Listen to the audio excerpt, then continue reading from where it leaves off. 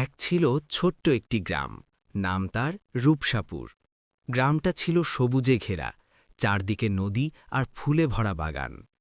সেই গ্রামে থাকত ২৫ বছর বয়সী এক ছেলে, নাম তার আরিন। আরিন ছোটবেলা থেকেই স্বপ্ন দেখতে ভালোবাসত। সে ভাবত একদিন সে এমন কিছু করবে যাতে পুরো গ্রামটা গর্ব করবে।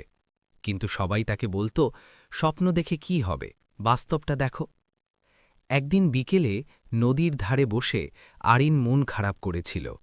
হঠাৎ সে দেখল এক নীল রঙের ঝলমলে প্রজাপতি তার সামনে উড়ে এসে বসল। প্রজাপতিটা যেন সাধারণ ছিল না, তার ডানায় ছিল রূপালি আলো। প্রজাপতিটা যেন কথা বলল, যে নিজের স্বপ্নকে বিশ্বাস করে তার পথ আমি দেখাই। আরিন অবাক হয়ে বলল, তুমি কে? প্রজাপতি হাসল, আমি তোমার সাহস।